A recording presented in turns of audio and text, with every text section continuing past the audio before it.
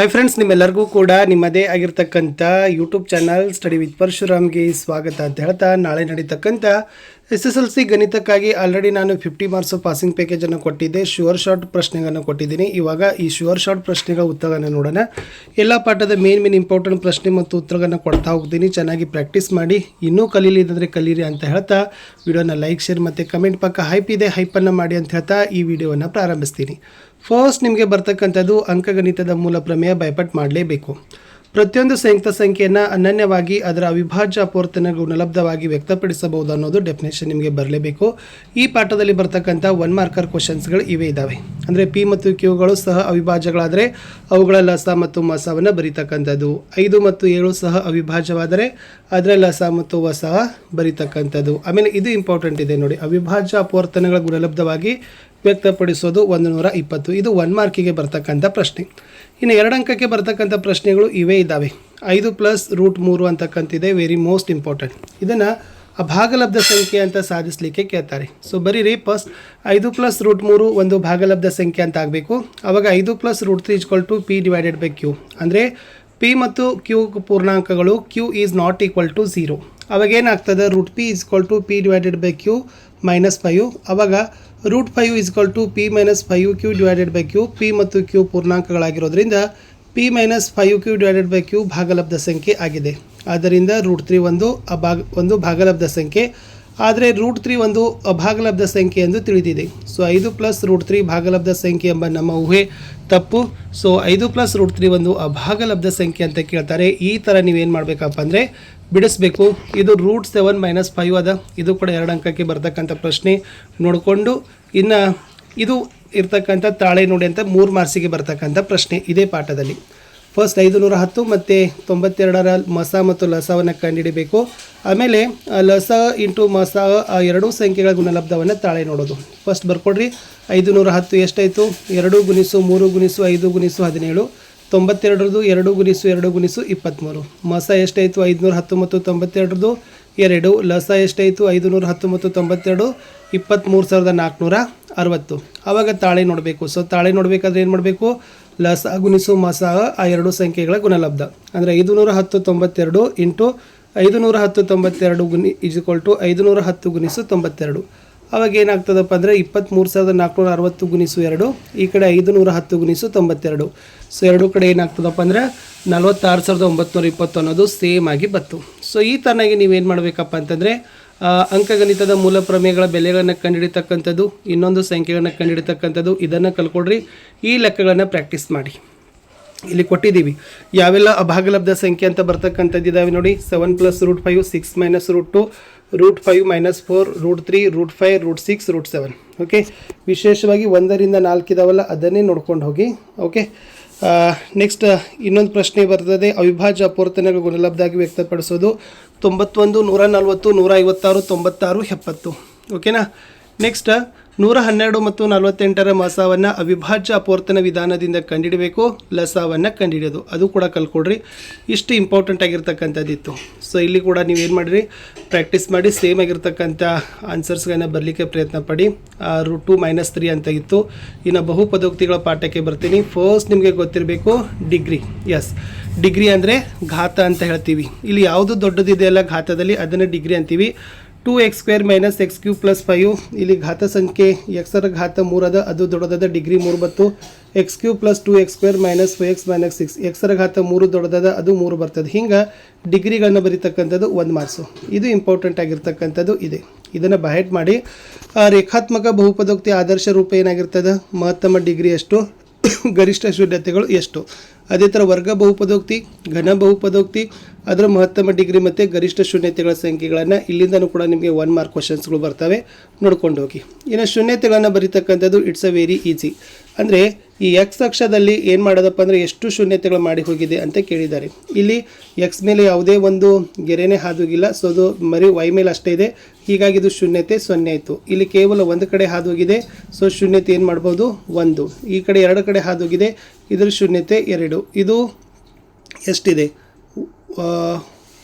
ಇದು ಟಚ್ ಇದೆ 1 2 3. ಸೊ ಇದು ಏನಪ್ಪ ಅಂದರೆ 3 ಶೂನ್ಯತೆಗಳು ಅಂತ ನಾವೇನು ಮಾಡ್ತೀವಿ ಬರಿತೀವಿ. ಸೊ ಈ ಥರನಾಗಿರ್ತಕ್ಕಂಥ ಇದಕ್ಕೆ ನೀವು ಶೂನ್ಯತೆಗಳನ್ನು ಕಂಡುಹಿಡಬೇಕು.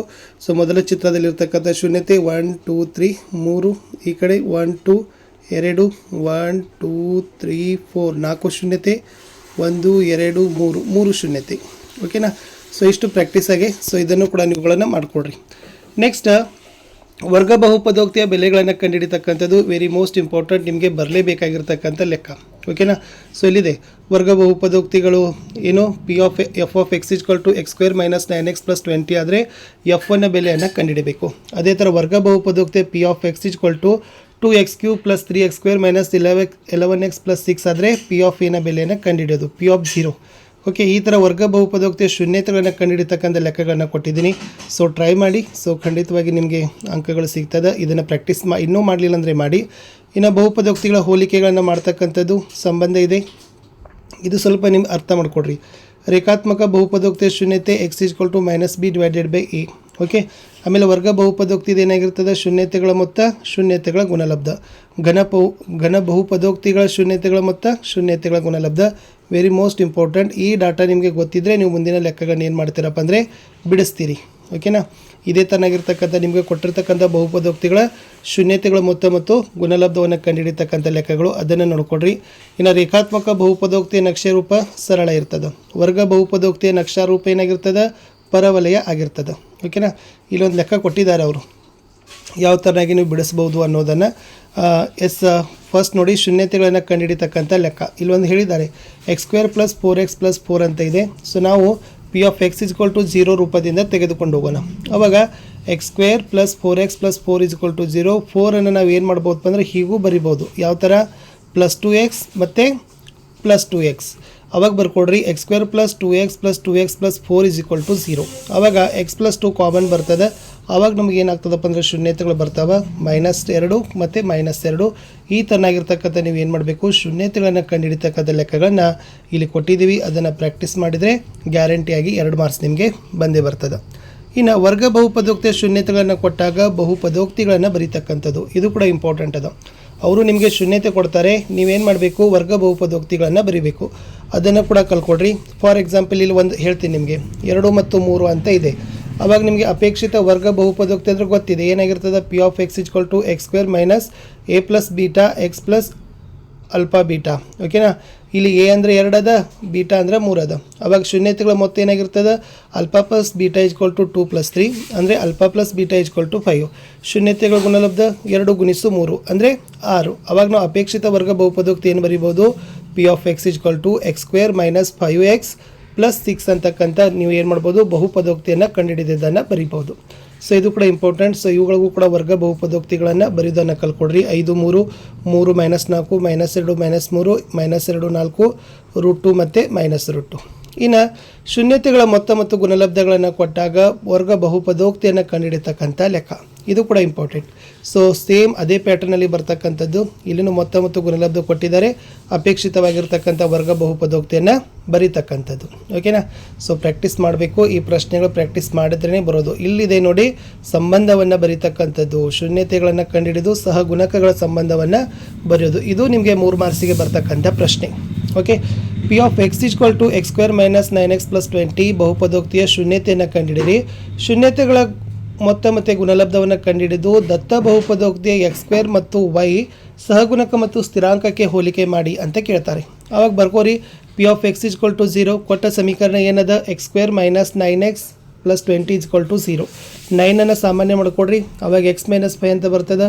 ಆವಾಗ ನಮಗೆ ವ್ಯಾಲ್ಯೂ ಏನು ಸಿಗ್ತದೆ, x = 5 x = 4. ಅಂದ್ರೆ ಪಿ ಆಫ್ ಎಕ್ಸ್ನ ಶೂನ್ಯತೆಗಳು ಏನಾಗಿರ್ತವೆ, a5 β 4 ಆಗಿರ್ತದೆ. ಅವಾಗ ಸಹಗುಣಕಗಳು a1 b - 9 c 20. ಅವಾಗ ನಮಗೆ ಮೊತ್ತ ಎಷ್ಟಾಗ್ತದಪ್ಪ ಅಂದ್ರೆ 9 9 ಗುಣಲಬ್ಧ 20 20 ಅಂತ ಬರ್ತದೆ. ಇದು ಇಂಪಾರ್ಟೆಂಟ್ ಆಗಿರ್ತಕ್ಕಂಥದ್ದಿತ್ತು. ಇಷ್ಟುಗಳಿಗೆ ನೀವೇನು ಮಾಡಬೇಕಪ್ಪ ಅಂತಂದರೆ ಬಹುಪದೋಕ್ತಿ ಕಂಡುಹಿಡಿದು ಸಹಗುಣಕಗಳ ನಡುವಿನ ಸಂಬಂಧವನ್ನು ಬರೀತಕ್ಕಂಥ ಲೆಕ್ಕಗಳನ್ನು ಪ್ರಾಕ್ಟೀಸ್ ಮಾಡಿ. ಓಕೆನಾ. ಸೊ ಮುಂದೆ ಹೋಗೋಣ, ಮುಂದಿನ ಪಾಠಕ್ಕೆ ಬರ್ತೀನಿ. Most important ಆಗಿರ್ತಕ್ಕಂಥವಿದ್ದಾವೆ. ಸೊ ಬರ್ತಕ್ಕಂಥದ್ದು ಅಷ್ಟೇ ಹೇಳ್ತೀನಿ, ಬಾಕಿ ಏನು ಹೇಳೋದಿಲ್ಲ. 3ನೇ ಪಾಠ ಗ್ರಾಫ್ ಕ್ವಶನ್ಸ್ಗೆ ಬರೋಣ.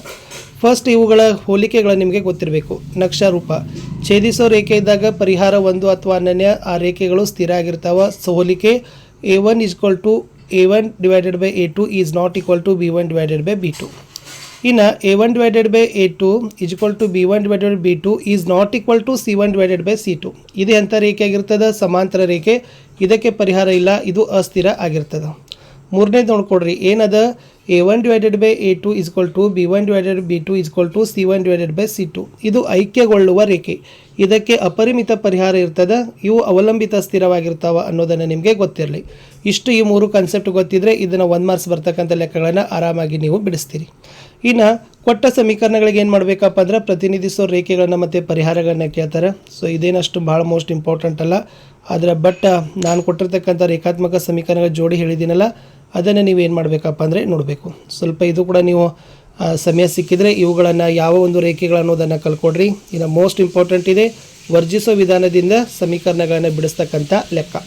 ಫಸ್ಟ್ ಲೆಕ್ಕ ಕೊಟ್ಟಿರ್ತಾರೆ 2x + y = 8, 3x - y = 7. ಬರ್ಕೊಡ್ರಿ.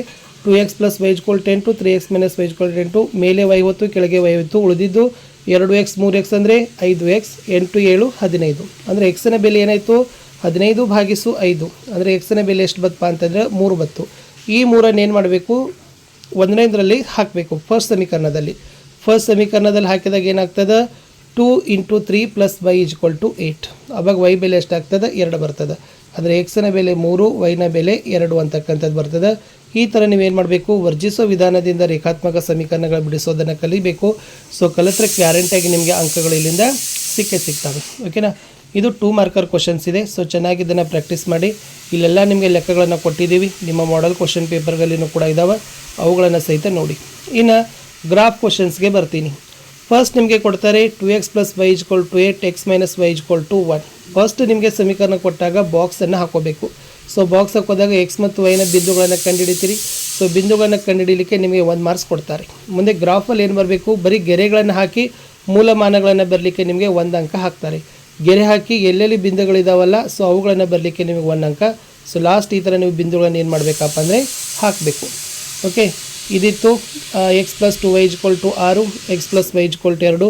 ಇತರದ್ದು ಬಿಂದುಗಳು ಬಂದವೆ 0 6 3 0 0 2 2 0. ಅದು ಕೂಡ ಪ್ರಾಕ್ಟೀಸ್ ಮಾಡಿ.